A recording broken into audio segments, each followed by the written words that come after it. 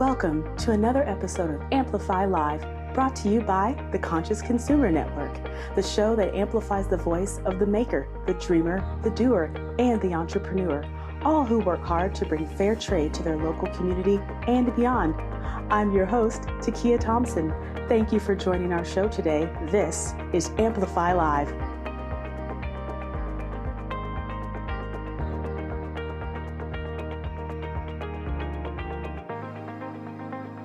I am so excited to be here with you today. My name is Tekia Thompson. I'm your host, and I get the opportunity to work with an amazing staff at 10,000 Villages in Overland Park. So I'm really excited to be a part of this movement that puts people and planet first. We have an amazing show today, and I know that I say that every show. I realize that, but it's true. But it's true. All the shows are amazing. There's no boring shows, so just get used to hearing me say that. But I want to introduce you to our guest today. This is so fun to have with us. We have Chris Salt and we have Rachel Spence, both from the Fair Trade Federation. Chris is the executive director and Rachel is director of operations and engagement. Did I get all those titles right? I just want to make sure. Yes.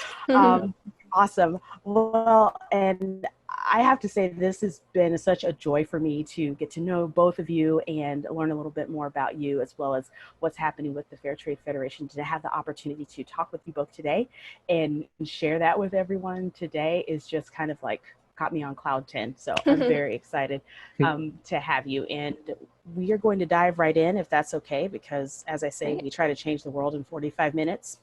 So that's what we're going to do right now. Yeah, no pressure. My goodness. Yeah, no pressure. No pressure. So just, gear up. You're going to be fine. You're going to be fine. But we also want to leave time for question and answer. So if you do have questions as viewers, please go ahead and submit those. We have an amazing team with us who will be filtering those questions, getting those questions ready for us to go. But before we get started with all of the questions and things like that, I just want to talk with the both of you really quickly about, we may have some new people who are new to fair trade, who are just learning about fair trade, and we want to be sure that we connect the conscious consumer to what fair trade is all about. So if you could please just briefly talk a little bit about who you are, what is the Fair Trade Federation, and your role within fair trade for those of us who are on and watching and new. Wow.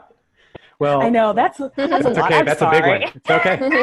No, that's why we're here. Yeah. So I'll dive in and then let Rachel, if I miss anything, which there's a lot of complexity. So the Fair Trade Federation, we just celebrated our 25th anniversary, is a trade association, right? For those nonprofit nerds out there, we're a 501c6 business league, which means that all of our activities go to promote and advance the interests of our members. But we're basically a community of like-minded fair trade enterprises. Unlike certification, most people are introduced to fair trade through certified products or certified ingredients. You go through Whole Foods or whatever, you see the certified logo. That's not what we do. We think that's great. We actually verify the entire organization based on our 9 fair trade principles, which you can see at our website, fairtradefederation.org. And for each of those 9 principles, there is a set of pretty specific requirements for the way we expect our members to behave. So that's all online. If you really want to dive into the very specific nature of the investment that all of our members make and commitment to fair trade principles and values. We have about 100 retailers. We have about 130 brands, mostly in handmade products, and then about 20 what we call food and farm, so dealing with personal care products, coffee, tea, chocolate, and the like. There's a lot of diversity within the business types of our members, from really, really small volume of sales to Dr. Bronner's over $100 million company, right? And everything in between. Lots of different, very unique approaches, despite having pretty specific requirements of kind of the way we expect our members to behave. Very unique ways in which those principles are actually enacted on the ground. So there's a lot of diversity in a lot of areas in our community. There's other areas in diversity which we're not so diverse, and maybe we can talk about that in later in our conversation. So we are a network member. This is where it gets a little confusing. We are a network member of the World Fair Trade Organization. Okay. So World Fair Trade Organization is like a global organization, very similar. We are in arm with them in our values and our approach to fair trade as a verifying membership organization rather than a certifier. And we are one of many network members like BAFS in the UK, like GEPA and other, the German network. There's so many, like we're the kind of WFTO essentially. We look like the WFTO in US and Canada. Gotcha. One specific thing, just really specifically, is that we verify organizations that are based in the US and Canada. The WFTO is everywhere else. So I can keep going, but hopefully that's a good kind of broad overview. Rachel, if you, I don't know if you wanted to add anything? Just one small thing to add, that 10,000 Villages is a member of the Fair Trade Federation, one of the founding members. So just want to point that out as well. Full disclosure too, I spent 10 years with 10,000 Villages from 06 to 2016. So quite familiar. Yeah. Very cool. Thank you so much for sharing that, because as we were getting ready for this show, I had different messages come through and from individuals who are just really starting to dip their toe and understand about fair trade. And I'm so glad you touched on World Fair Trade Organization and the difference between the two, but how you work together, because I did have that question come up and I thought, oh, you know what? I'm just going to ask the experts, because that is not a question I want to dive into to break apart. That's not my role. I know to stay in my lane. So, so thank you both so much for doing that. I really appreciate that. We want to dive into the thick of it. Like you said, we talk about diversity and all the different things, and there's so many exciting things on the horizon that I want to hear about. All the things. You'll hear me say this a lot. I want to know all the things, all the things. But before we even get into that, I'd love to do a check-in, especially with where we are now. We know that this pandemic has just, impacted us all in every single way possible. And so I would love to know from the two of you, how are you doing as a trade organization with this? How are you impacted specifically? And then if I can add to that question, how have you had to shift to, as you said, you are voice for your members. How have you had to shift to provide those resources to your members? And I know that's also a loaded question too. Yeah. Nothing ever easy. Sorry. No, it's okay. I can jump in first to get started. Absolutely. So a little bit about how the Fair Trade Federation is adapting during these times. One of our main moves has been transitioning to doing what we typically do in person now to online. And so that includes all of the promotion we do of FTF wholesalers, brick and mortar stores, and online retailers. And in the spring, we actually launched a campaign with the World Fair Trade Organization called Stay Home, Live Fair, which encourages people to stay safe while continuing to support fair trade during the pandemic. Also, we're developing and launching an interactive wholesale guide pretty soon, and that's actually in place of our print guide. And we'll also be working to support brick and mortar and online retail throughout the fall and winter. I'll pass it over to Chris to discuss a few more of the changes that we've been making during this time. Yeah, thanks, Rachel. I appreciate that. I'm excited for those as well. And it's part of, we've had to mourn a little bit. I'll be very transparent, because one of the things that I know energizes a lot of our members, and I know Rachel and membership manager Alyssa, is connecting with our members physically. Like being in the same space. There's community, that we're all kind of trying to figure out how to navigate that. But actually, a lot of the work that we do is to create spaces and opportunities for members to interact in person. So attached to New York Now, attached to other trade shows or events or conferences, including our conference, which we do an international conference every year. We move it to a different city. And of course, our conference, which is held in the spring each year, was canceled, like every other person's conference. So we dove right into market access priority. A lot of, I'd say we had kind of some choices, like with the prospect of not being able to connect, we could have just jumped online. But I think we made a conscious decision, knowing that some of our members' sales went from wherever they were to zero. like in a matter of days or weeks. Yeah. And so we felt like rather than just kind of pivot because our conference, we like our conference and it's important to us, but we really pivoted to navigating coming out of the cancellation of the conference or AGM, and then how can we best provide market access opportunities for our members that we just knew, despite all the uncertainty, that was where we could try to provide the most amount of value as possible. So we really tried to work on a bunch of partnerships and market access oriented activities through that in the midst of our renewal season, which just happened right around the same time in the spring. So lots of busyness. Yeah. So just, really, really quite a challenging time. But now that we've established some of these pivots, you can say, we're also shifting to being online. So we're starting a series of webinars for our members to, on one side, to try to provide ways that they can connect and share best practices. In our strategic plan, I've been using the term co-opetition. There's a lot of competition, right? Where you could say we're both selling baskets or we're both selling something in the same product category, but our members know that when their neighbor does well, they all do better because of the value system that they've invested in. So co-opetition is a way to kind of try to characterize that. And that we're moving online as well, having webinars so our members can connect and share best practices. The next one is we're going to be launching some webinars that are much more like professional development, trying to really recreate what was best about our conference in this type of format with Zoom. So we're still trying to figure it out, like everyone, and pivot, but it's gone well so far. And we're also seeing some renewed excitement too, despite the challenging world that we're all living in right now. So that I think that tries to answer your question. I mean, I could keep going and going, but we'll touch on some other things in a bit, I bet. Yeah. First of all, the co-opetition, I'm still in that, right? It's going to show up. I'm just going to show up on all the things. It's an old, Silicon Valley computer engineering term that wasn't really, but I'm like, oh my goodness. That's perfect. You got to be using this, exactly. Absolutely perfect. I'm just hashtags all over the place. I'm totally using it. Go for it.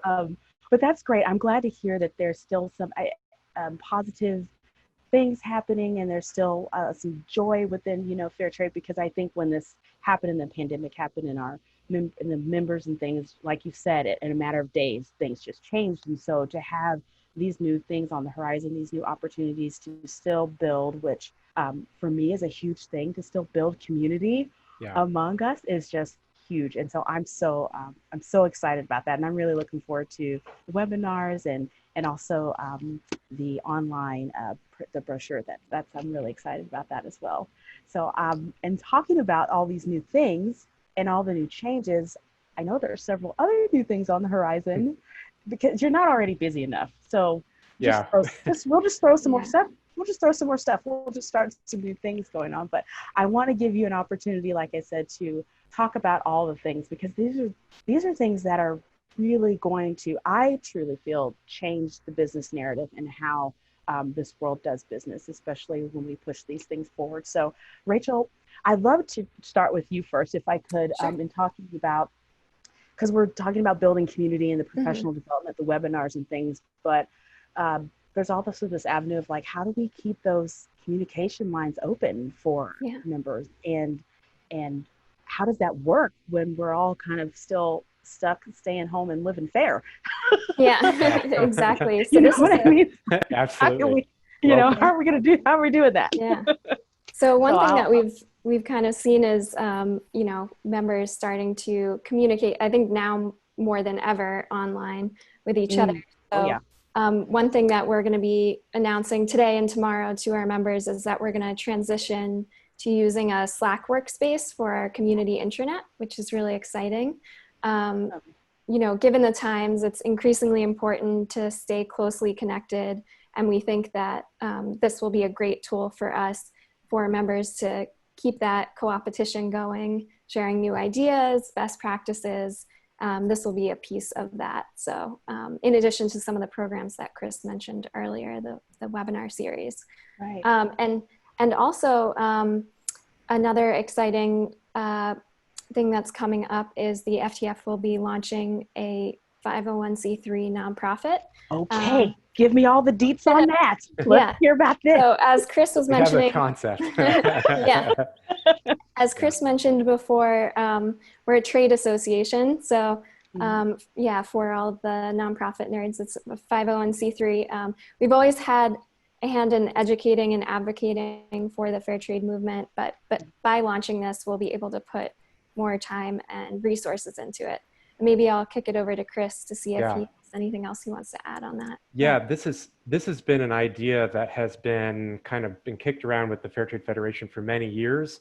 Some people that aren't new to fair trade might remember the Fair Trade Resource Network of maybe 5-6 years ago. So when that folded, it was kind of gifted to the Fair Trade Federation, and we've just kind of been the holder of that, trying to figure out what went well with that, why did that fold, and what is going on with the current landscape?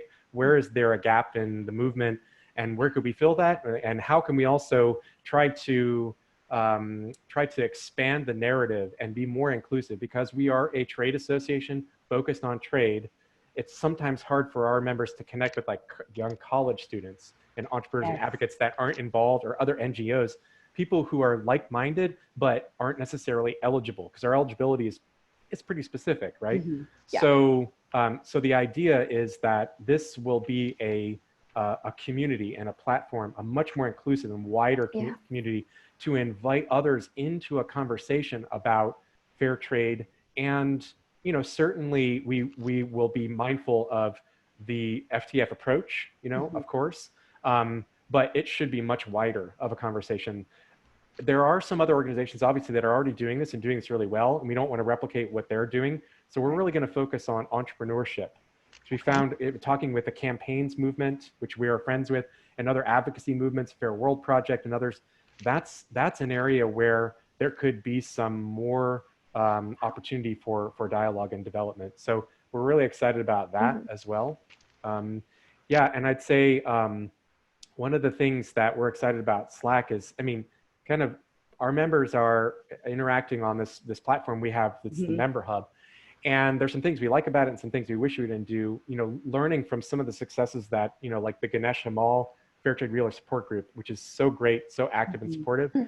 Like, people really want to get like real-time interaction. And so that's something we're really, really excited about in particular. So on two things you said, and I was like, if you see my head down, it's because I'm frantically writing notes, because it's just all this good stuff is coming in. We're tackling a lot right now. All this good stuff is coming in. What's the opposite of furloughed? I feel like we're that. I know. I keep joking after every show. I'm like, okay, we need a mini series because I need more time. I need more time.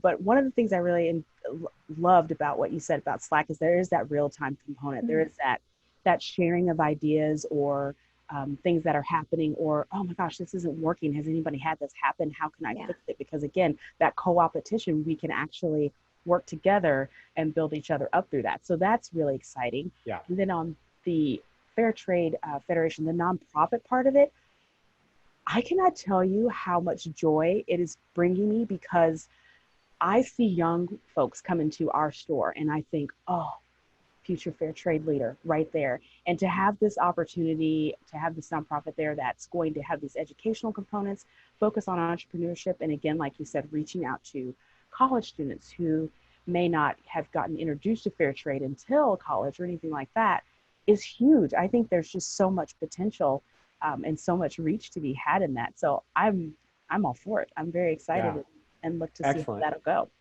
Yeah, and we're excited too, because we've really, Rachel and I in particular really value partnerships, and we see that when we spend time on building partnerships, our members are enriched and they see more value and connection to our association. So that's something we feel is the future. If it's so hard to like recreate or what somebody else is doing something really, really well, we're going to partner with them rather than trying to recreate it. So even with this space, like being kind of like a kind of a clearinghouse for other organizations that are adjacent or fair trade, in the kind of fair trade adjacent space, the ethical movement, whatever, like that we see as kind of an exciting opportunity for sure. So yeah, that's great. I love partnerships, and I think you build partnerships and relationships, and then you can see those things grow and blossom and continue on for generations to generations. And that's how it's been for fair trade all along. So I am very excited about that. So thank you so much for sharing that. Yeah, go ahead. I just say kind of a segue into something I know we want to talk about too, and something that we feel is really, really important. And in my personal experience, in 15 years in fair trade, there's some conversations that have had kind of on the periphery about diversity and inclusion. Yes. That has really come, I mean, obviously, into our national consciousness. Taken 400 years, maybe. I mean, it's come in spurts, of course. Some time. Yeah, exactly. Just a little bit. But so I think because if you go back to the original origins, like why was fair trade kind of even a thing? Why was that started, right? Yeah. Like trying to answer that question really leads you to trying to look at and identify and understand and acknowledge and be mindful of the systems that we are all living in now. And so that's really, really challenging, certainly on one end, but it's also super important. So one of the things that the organization is doing, and like many other organizations that were responding to Black Lives Matter movement and other movements in LGBTQ, that we express solidarity, but we feel like that's not enough. We actually are starting a brand new permanent standing committee that we're calling the Fair Trade Federation JEDI Committee, JEDI meaning Justice, Equity, Diversity, and Inclusion. And this group will really be charged with helping the organization navigate our world now and systems, and being mindful of all of the good and the challenges that comes with working in fair trade, right? Right. You think about like fair trade doesn't necessarily inherently go at our economic system, right? Right. It was founded as an alternative trade organization, an alternative to mainstream capitalist, consumer-led trade. It doesn't go at the root. It's kind of like a much better alternative within it. So acknowledging that we're working within that systems, and what does that look like, right? And what does it mean even like to have a global north and a global south? We've slowly evolved in our language a little bit over the years, rather than saying like the third world, that was many years ago, to like developing countries, to like the global north and global south. Even that, we're still kind of saying the same thing, but just a little prettier language. And so like having a group that will help our organization navigate that, not only in the language that we use, which is important, but in representation, in the way in which we communicate our members' stories, represent the values that our members have signed up to espouse, and look at like there's this young generation of consumers that have been raised with fair trade, right? It's not a new thing, but they're not really seeing them. They're seeing, oh, that's my mom's thing, or that's my grandma's thing. Exactly. And they're not seeing themselves in it. And that should really concern everyone. And so I think that for fair trade to be relevant and to evolve, we're just so excited about having these, challenging and maybe some uncomfortable conversations, but so necessary and long overdue to try to help our organization, be as mindful and as relevant as possible. And you could even make the commercial case, just specifically the commercial case, that if you aren't mindful of the language in which you use to connect with a consumer, you're not going to connect with them. And how is that going to affect the artisans that you have a long-term relationship with? Just even that alone should be a reason to do this. So I'm really excited for this new standing committee. If you haven't noticed, I just talked for many minutes about it. So that's great. And I'm glad you talked about it, because one of the things, I think we were remiss if we didn't talk about was being inclusive and diversity. And there's this this topic of systemic racism. It is at the forefront of everything. It's very prevalent right now, but it's also very challenging to talk about it, and especially within fair trade. So to hear that there is this committee that is, what I love about this is that I wrote down in big letters, permanent. Yeah. Because I think what we've seen, and I think what we've also talked about, is that, okay, we're going to respond to this really quickly because this is the hot topic right now. Yeah. This is good marketing. This is a good marketing thing. And then we've talked about it. We've posted some photos, we've posted some things, and then okay, it's trickling down a little bit. It's trending, and then we'll move on to the next. And then we'll move on to the next hashtag. But this is a group that is permanent and is seeking to make real change because, and I will be, full disclosure in sharing with both of you as a woman of color within the fair trade movement on this side of things, I've often found where is my place within fair trade because I haven't seen me and the skin that I'm in within this movement in a way that is bringing forth change in terms of leadership and action and things of that nature. It's been very much a kind of artisan photo kind of thing like that. And so I am, I don't want to say excited because I think there's a better word for it because I honestly feel like, and I hope others feel the same way, but for me and other people of color, I think this is a huge leap. This is a huge step for us to actually see ourselves as valuable members of fair trade on all levels of the fair trade movement. And to have this committee there that's working on that permanently to do that has been really good. And you talked about with the JEDI committee opening the door of communication and all of that. Are there other action steps? I know I've kind of seen it on, how the Federation website looks a little bit different. Maybe you can speak to that and how you're working with that. I just wanted to just add to what you're saying, and then I'll let Rachel talk about how we're doing that with our imagery. So one of the things that has been, just to be really transparent, one of the things that's come up in our conferences in the last 3 or 4 years is that, our role we see as like providing a space for our members to connect and then trying to have sessions and speakers that reflect the community, right? So when we put up a mirror in front of our community, right, it should look like our community. And so when that happens, there's a lot of discomfort because these people are all really dedicated to justice and equality and these values of human rights and civil rights. And it's like just in the global South, like we should be looking everywhere for this and incorporating into our lives. So it's like we look around at our conferences and we're a upper middle class white bunch. I mean, it's just the honest truth. And so there's always been like, well, why is it, all the people of color are serving us food and we're at this conference. And so there's been, and those are really great and mindful, observations. And we've tried to carve a space to have those, but it tends to be just centered around the optics of our conference.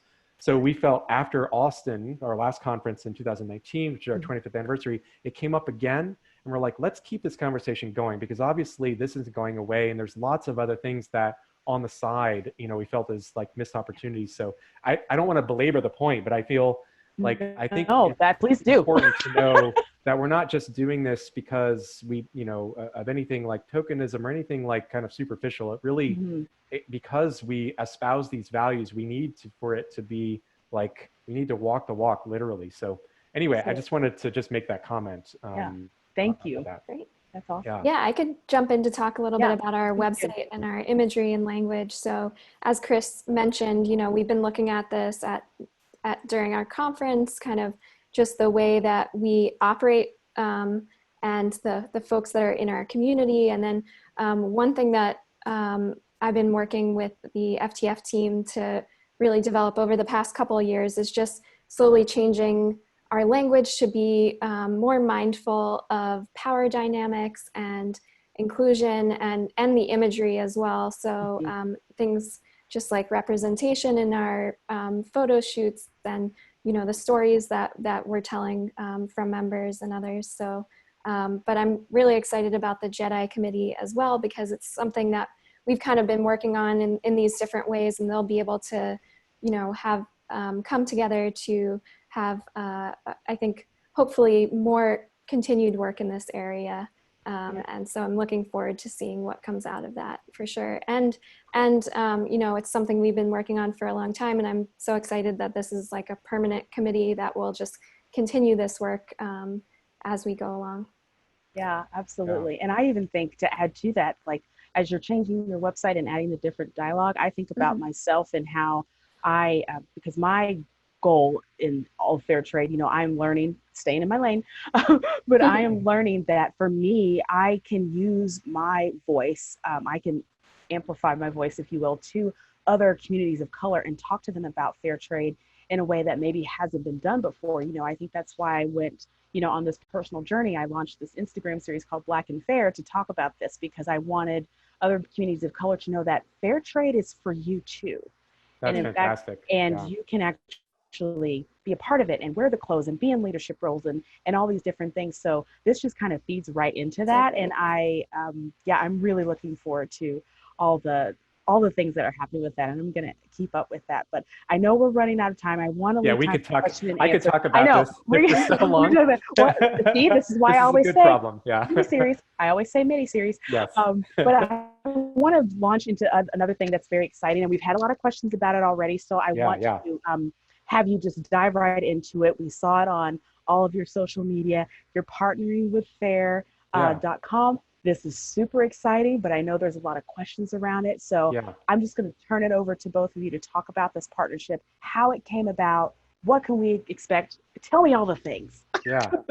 So as you said, we've really, and since I've been in this role, I felt like, again, partnerships are really kind of the way of the future, because again, it's the whole Fair Trade Federation.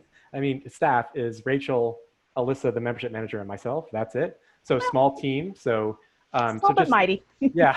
Thinking about what we can do, like the best return on investment of our use of our time and our skills. Again, with market access, I got to know our members, right? When I first took on this role, and I know Rachel did the same, we really felt it was really important to get into the minds of our members and listen to them, doing a lot of listening, what their needs are, what the challenges are. And we saw immediately from interacting with so many members, market access is a real big issue. And so, before pre-pandemic, the in-person, the wholesale only trade show model was kind of threatened, because people were traveling less. It's expensive to go to New York. We have a lot of members going there. We had 65 members one year, all exhibiting. Just being mindful of the market trends for market access. I met the then executive director of Fair, and we had a wonderful talk. And I said, look, I love what you're doing. It's so great. It's a wholesale platform that basically curates, some ethically minded or some value-based approach to sourcing products, to curate those for store owners and retailers. I thought it was great, formula. But I said, when I go on, I want to look at fair trade, and I want Fair Trade Federation members to show up. They've made this deep commitment. And so when I type in fair trade, I want it to mean something. And they're like, oh, totally. Well, it's going to be challenging to make work. So we've been talking about this partnership of how we can partner together on behalf of our members. And really, as we've developed this relationship with them, it kind of ramped up like right in the spring.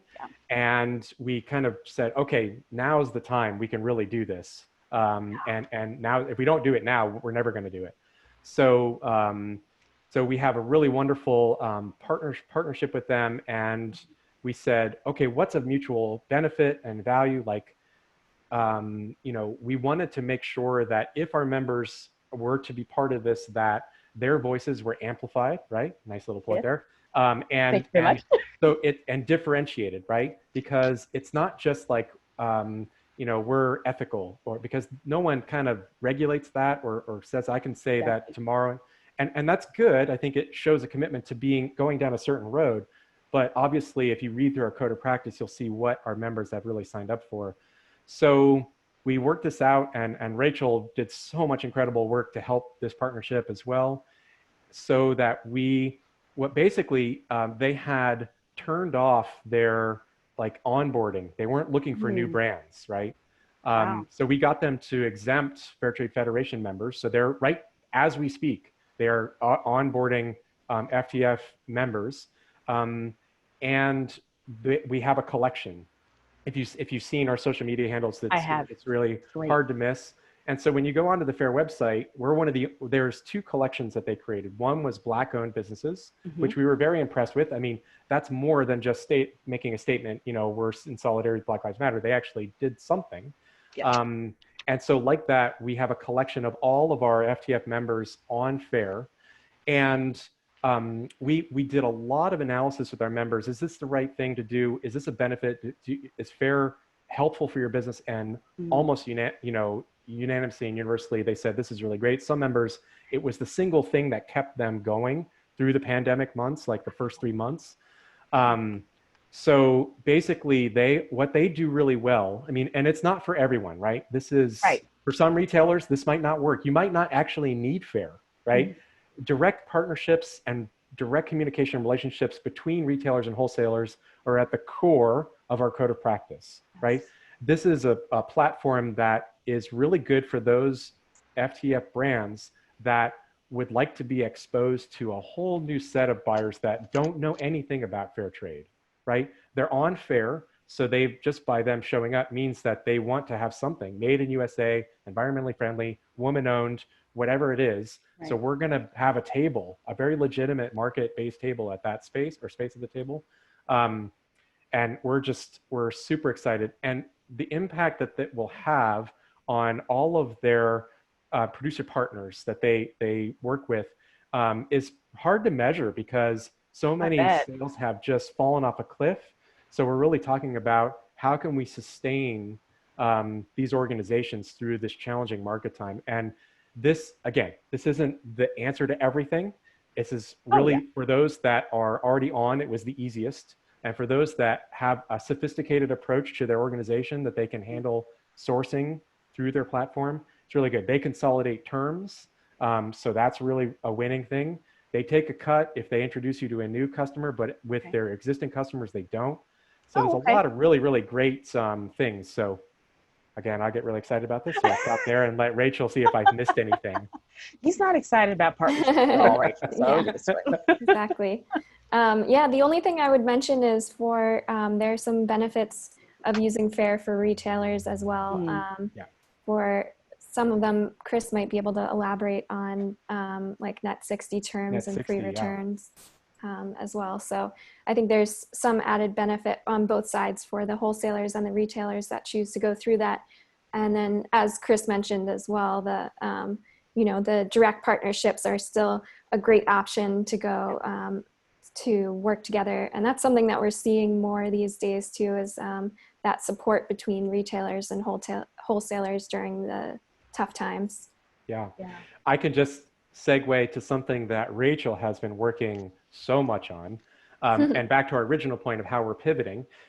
We did for the very first time, 2 years ago, we did a wholesaler guide, building off of the success of our store and cafes guide, which was very popular, printed guide. So all the stores get them, right? And it's kind of like your travel guide. It was kind of your passport to shopping fair trade around the country and Canada.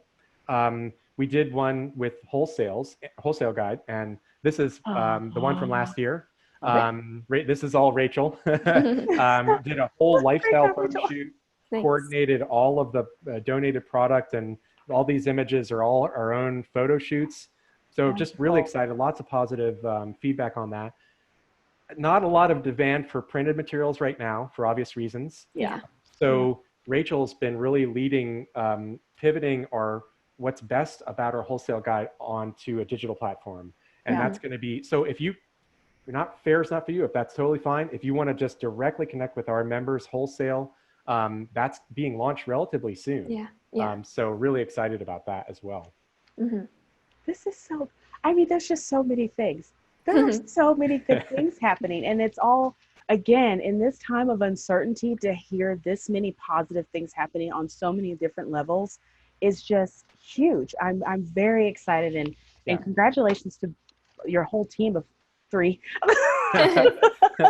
the 3 rock stars that you are for doing this, because again, it is, nonprofit and things of this nature. You do wear many hats, and sometimes you're just trying to balance those hats to keep them on your head and then, make it work. So kudos to you and the things that you're doing. I know that our producer, Sarah, is on, and we are going to shift to some Q&A, but at any time, if you want to add anything to that, go ahead. I just want to add one more thing.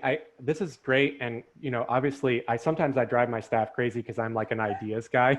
I'm like, we're going to do this and this. And I'm like, oh my God, Rachel's to-do list gets really big. So, but yeah, so I just want to acknowledge that, I call myself out. But also, I mean, obviously, I don't want this to all be like Pollyannish or rose-colored glasses. Like, Sure. obviously, you know, there are some members of ours that are really, really struggling. And like I said, their sales have just fallen off a cliff.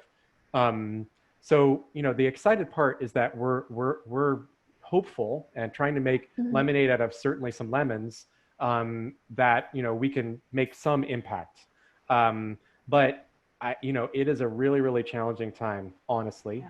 And this fall, really, there's so much uncertainty, but one thing is certain, that this fall, because of the way that our members really are kind of hitch the horse to the cart of the holiday season, right? The honest truth, I mean, I can't get around this, is that you go into a fair trade store, okay, you could make the argument maybe coffee and chocolate are exempt, but there's not really any essential items. So in times of like that are for sale, honestly, so like when discretionary spending is pinched, and you know there's an election and all these things of uncertainty, you know, there's so much pressure on the gift giving season this fall.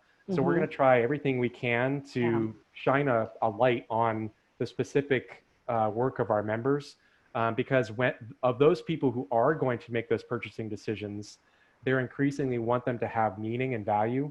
Yes. And so we feel like we just purely on paper, you know, business competitive edge, we feel like we have a lot more to offer as a collective association. So, you know, it is a really, really challenging time period and a lot of uncertainty, but we are, you know, optimistic in what we are trying to do on behalf of our members. So absolutely. Okay, I'll stop there. No, you're great. And I'm so glad you said that, because I always encourage people, shop with a purpose, shop with intention. And, you know, I make sure that, you know, when I'm shopping with friends or in fair trade stores, that I tell them, you know, this item has a story behind it. I can, if you give me enough time, I can connect you to the person who made this. And they're just like, oh, and so it makes it even more real to them and valuable to them. So I think that's absolutely right. I'm going to shift here just a moment, because I think we might have some questions. And you are able to, if you're on right now, you're with us here, please feel free to put some questions, post your questions in Q&A in the Q&A box. We are taking them right now. Sarah Calvin is on with us, and she will be, let's see. Looks like Rachel and I covered everything, right? Well, I could add something else while we wait for some questions. Yeah. I think that was a really great point, Chris. And I wanted to just call out, we do have on our website a list of all of the COVID related responses that FTF members are doing right now.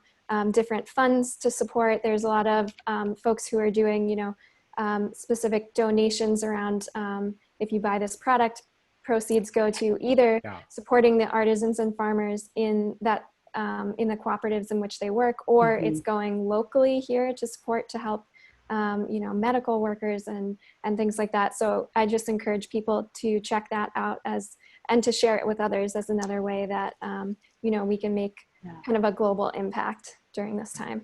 Yeah, it's the top banner of our website. It's hard to miss, big green banner. And I was like, oh, this is a great initiative. And Rachel started collecting all these stories.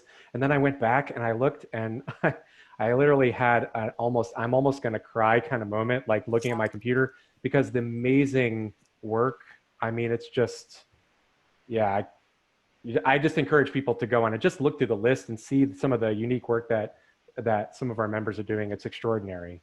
Absolutely. Yeah. You're right. It's not Pollyanna, but it is. I tell people I'm choosing hope, because that's getting me through the day. So trying to do that. Oh, so the first question we have that I see pop up is can you talk more about some of the ideas that you have around helping entrepreneurs through the nonprofit you specifically mentioned earlier? Yeah, absolutely. That's a fantastic question. Yeah. So we have this kind of pool of people who are members, like that have expertise. And like when we have run our conferences, the vast majority, I'd say, have been those expert content providers within our membership, right, that can share something. And very specific things. Like I remember Benet Berta, the founder of Maggie's Organics, talking about the specific nature of trying to source organic got certified cotton. Just that alone, educating somebody on just the pros and cons and the challenges inherent in trying to do something like that. So like thinking about like content like that being able to be delivered to some young entrepreneurs so that they can, when they're making decision, if they wanted to be involved in, you know, fair trade in some way, here's lots of different ways you can kind of be exposed to either direct work with artisans and farmers and producers, or in sourcing, or in design, or in starting a business, or working for another organization, or starting with having a job with an ethical organization and trying to move them along a spectrum. Yeah. I mean, so sky's the limit, really. But specifically on entrepreneurs, the idea is to have a little bit of, like, if you think about some other trade associations, like let's say SHRM, Society for Human Resource Management. If I were to become a member, I know Rachel pointed this out to me, like, hey, if we're going to do this, we could look at their certification programs. And I went through some because I was a trainer for a long time, and I was a member of the Association for Talent Development. And they have different kind of like tracks you can do. You take 5 different courses for curriculum design or e-learning, and then you get a little certificate. And then you do these 4 courses and test out, and then you get a certificate. We're looking at that kind of approach, like sort of like a trade school kind of professional development, continuing education approach to all of the complex ways in which you can participate as an entrepreneur in the fair trade movement. I know this is a big picture answer to the person's question, but I just want to kind of set that stage. We obviously in a kind of a conceptual formation of it, but once we kind of lock it down, we work with many people that are really, really good at brick and mortar fair trade retail. We have real people that are good in all budget areas. So yeah, I'm really excited about that. I mean, I used to train 10,000 Villages store managers on inventory management and marketing, and how do you deal with a nonprofit volunteer board, all of those things, right? All the joy. Yeah. So those will all be kind of built in and try to be tracked. So, you know, and the other thing that I'm excited too about the 501c3, unlike the 501c6, like the Fair Trade Federation, 501c6 is nonprofit, but we're not tax exempt. A 501c3 is tax exempt and nonprofit, and we can take charitable donations. So we can scale it up as much as we want, as much as there's interest and commitment. So wow. Yeah. So really the limit on that. That's very cool. And someone said, that's awesome, Chris. So thank you for answering that question for us. So, so the next question. Hi, Sarah. Tekia, I just want to let you know I am here. Yes. Okay, good. I was like, well, I know Sarah's here, but I don't want to think of, so yeah, I'll let you run with the questions. Okay, if that's helpful. That's great. All right. Hi, everyone. And I don't know if you can see the Q&A box to the right. Maybe if you can't, this is the first time we're doing a webinar format like this. So we're figuring things out as we go. But if you can't see it, if you could just maybe someone let me know if that's the case. Otherwise, right now we can see it, but there's no open questions or answered or dismissed questions in it. Yeah. Okay, so I can see the chat though. Right, and so I'm asking the attendees if they're able to type in questions, or is that something that we just do? I thought the attendees could type in a question. Okay. Okay. Great. Well, we're just going to use the chat for now because there are some questions here, and the next one it looks like is from Robin at World Hearts. And is this a good time to submit my application for becoming an FTF member? I have been planning to do so, but have been focused on my business shift instead. Yeah. Oh, that's a good one. That's I thought about that one. Yeah, it's really, I appreciate the question too. Yeah, we actually we've been getting lots of applications. It's like, we were trying to kind of baffled by it a little bit, but they're like, oh, it makes sense because it is a pretty, it's a pretty rigorous process. I mean, our mark of trust and our verification process is quite rigorous for obvious reasons. So we have a lot of people that are at home and they're, they've been thinking about it, or it's been on the shelf, or, that's right, I met Rachel at New York Now last year and I've been thinking about it. Maybe now I've got time, right? There's some of those people, some of those people that's happening. For others, it is kind of like a reevaluation of your business, right? And how do we pivot and what will benefit me? So the answer to your question, Robin, absolutely. You can go on to our website under FTF membership and benefits and eligibility, and you can fill out an eligibility form. And then Alyssa, who's our awesome membership manager, she's kind of like your objective guide and coach in the whole process. So you fill out the application, assuming there's different business categories, and we can navigate that with you. And then there's a list of requirements, overarching eligibility, and then absolutely. So just so you know about our screening system, Rachel or myself or Alyssa make zero decisions about who becomes a member or not. This is a member-driven organization. It's run by us, but it's a member-driven. We have a nonprofit board of directors. They're all members. And the screening committees that we have are all members as well. And I've sat in on so many screening committee calls, and they are the most incredible fair trade professionals. They read every single word of every application and take great pains to consider every applicant. And I'm very impressed by the system that we have. So yes, absolutely. Now, if you want to just express interest and talk with us, that's fine too. And maybe you want to wait a little bit, but get a sense of, of the process. Please feel free to reach out to us for that as well. Be happy to. One of the cool things that I'd say we're in our strategic plan, one of the 3 main pillars is to strengthen the value of FTF membership. That's been asked of the organization since 1994 when it was founded. And so I think by tying exclusive partnerships to membership, where you have actual tangible benefits of being a member, that the commercial case will become much more important. So so that's something to keep in mind too when we're shifting to market access. Like literally, it will drive sales. I mean, we knew that before, but this will drive sales not just within the fair trade movement and those corporate and commercial buyers that are looking for some type of verification to assure their customers, because you can look at some of the debacles that have happened with, lead paint coming from products or other things, like if you back to the 90s with the Kathy Lee Gifford thing with Nike and all that. There's a whole corporate community and ethical community of businesses that want to and need to and are being demanded to express their values in the marketplace.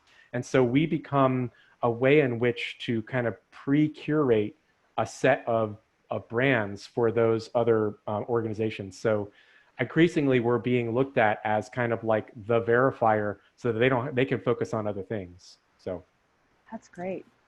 Okay, great. Next question. I'm wondering if anyone is concerned about the line exclusivity within their community by using fair.com.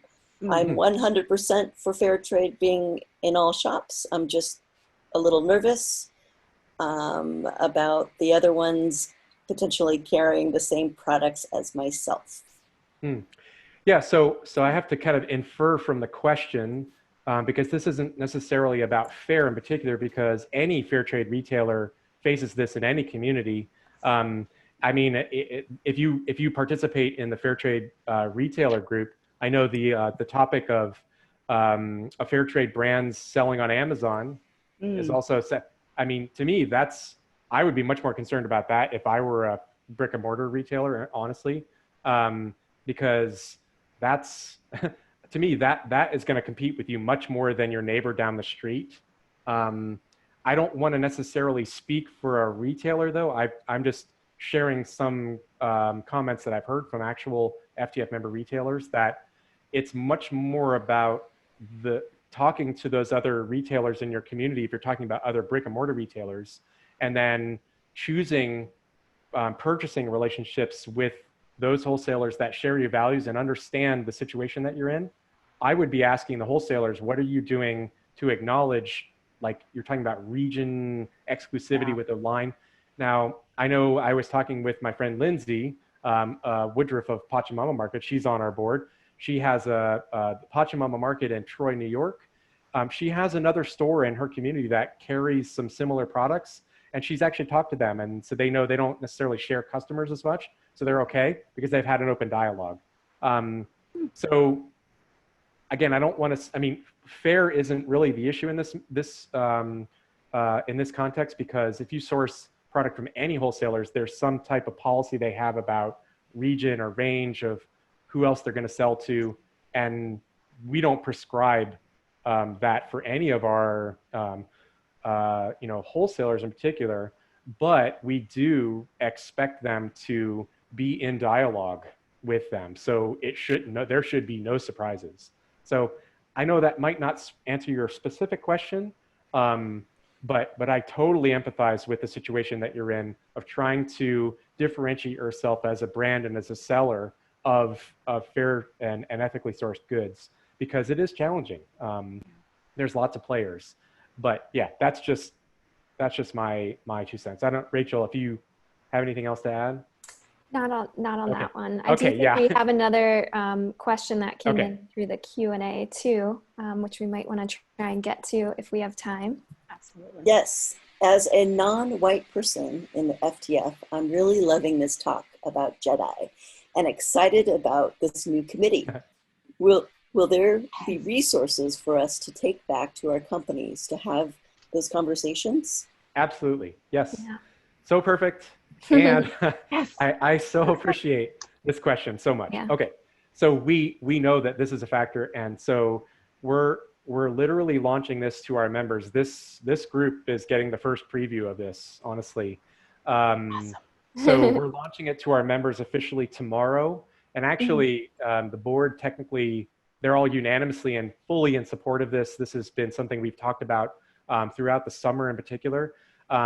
We have a charter that we've meticulously kind of spelled out. That will be launched to all members tomorrow morning, right, Rachel? For Friday Notes, great. Yeah. So absolutely. I'm sorry, I'm trying to temper my excitement about this. Yeah. But that'll all be spelled out, certainly in the charter. But I can say that specifically in the charter, there's one of the purposes and goals is that the FTF will provide resources that help members implement policies and practices which ensure that boards and staff at every level incorporate a diversity of voices and experiences. That's just one of many different goals.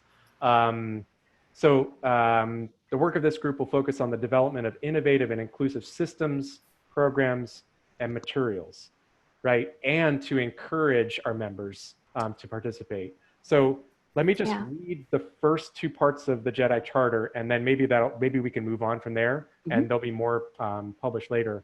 So the FTF Jedi Committee is dedicated to integrating principles of social justice and inclusion to further the FTF's mission and vision.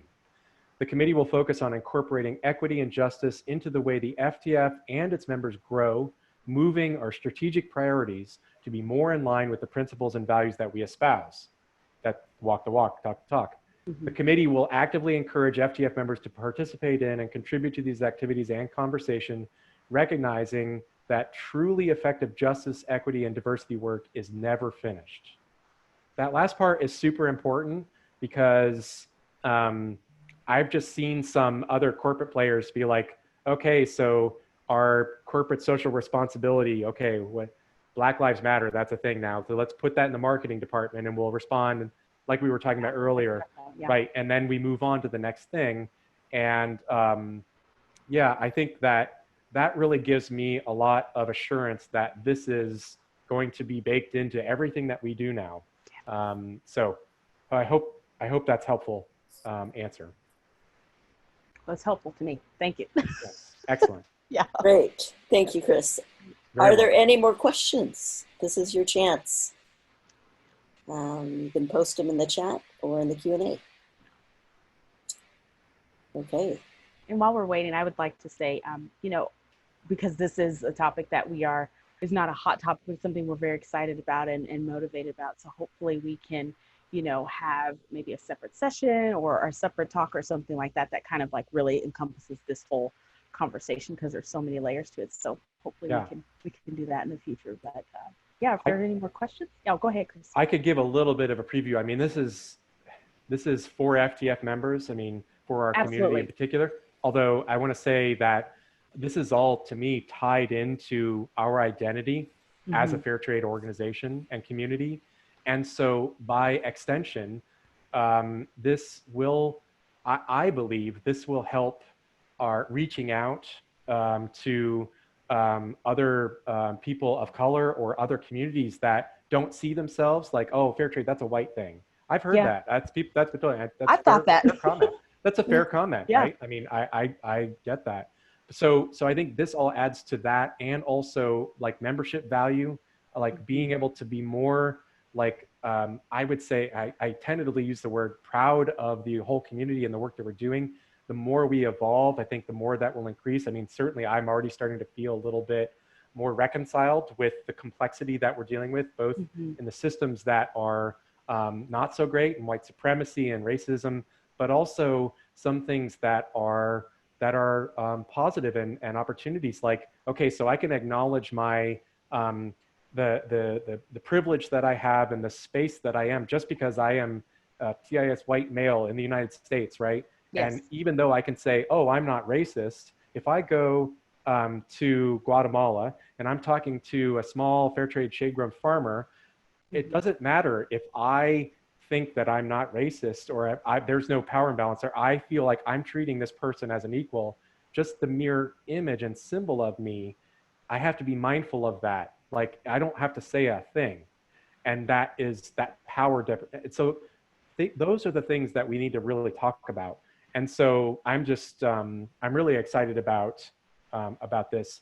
When we launch this tomorrow for our members, part of this work is going to be some dialogue, obviously, to unpack some things. Now, we need to do this in a positive and constructive way. Absolutely. So we're going to be facilitating it certainly a little bit more than we might some other conversations, but a week from tomorrow will be for FTF members will be a Meet the FTF Jedi Committee, and we'll launch this and meet the members and talk about how we're going to operate and take a lot of feedback about, you know, what's the burning issue, what are some requests or things that we should be mindful of that we haven't thought of moving forward. So really looking forward to that as well. Great.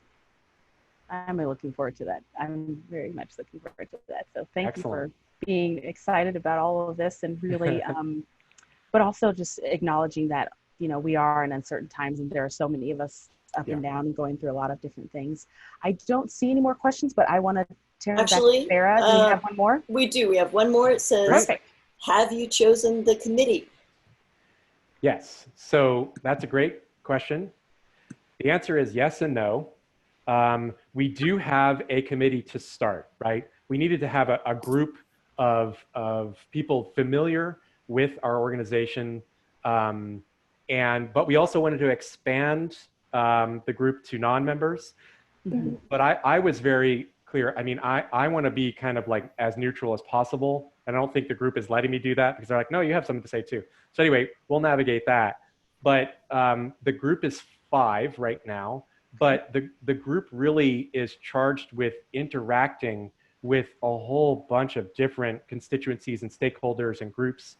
So we haven't prescribed necessarily that, you know, this is going to be it, these 5 people, and that's it. I've encouraged them to expand it, but there's advantage structurally in having a small group that can navigate things. But so I'm letting the kind of group figure that out for themselves. But I will list off the members. Some of you might know them.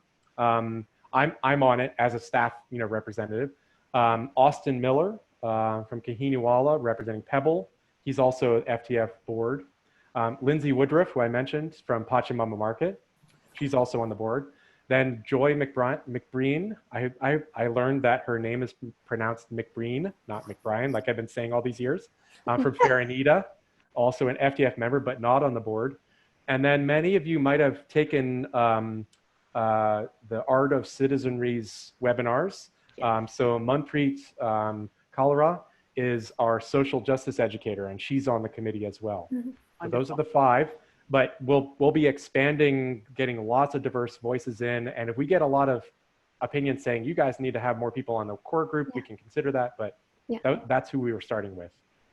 Great. I love Manfred. Love her, everything. She's great. Yes. And it's been wonderful to interact with her and talk about different things too. So Yeah, I love interacting with people that I learn something new every time I talk to them. So, yeah. Very cool. Well, I just want to make sure I haven't missed anything on the questions, and I don't think we have. This has been just huge, insightful, and educational, and uplifting, and all the things that that I hoped it would be in this. I was really looking forward to chatting with both of you, but more so getting your voice out there about what's happening within the FTF, because I know that you are the voice for our fair trade, and we want to collaborate and be partners. And so to be able to do this has just been huge. And again, for me, hearing about all the things in regards to the JEDI committee, and that has just kind of given me a lift in my spirit, I think. And I wanted to share that with you, and I really appreciate that, because again, like I said, it's been a thing for me to figure out where my place is in fair trade, something that I love so much but have not felt fully a part of. So this is really giving me that lift. I want to thank everyone who has remained with us, has been on our webinar today. I hope that you have also been encouraged, and if you have more questions, feel free to message us at AmplifyLive. You can go to our Facebook page, and we can hopefully get those questions answered for you.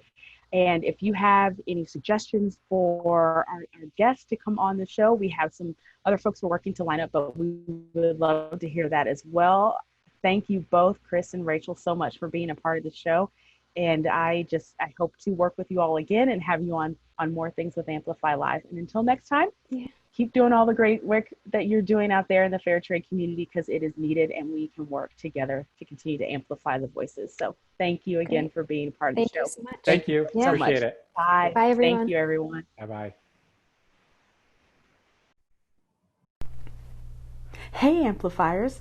Are you enjoying the content? Interested in learning more? We are too. Did you know this is a volunteer-run show? That's right. From content creation to marketing and everything in between, right now, it's done as a labor of love. Please consider donating to help continue to amplify the voices of our audience and change the business narrative. Visit ccn.amplifylive on Facebook to donate.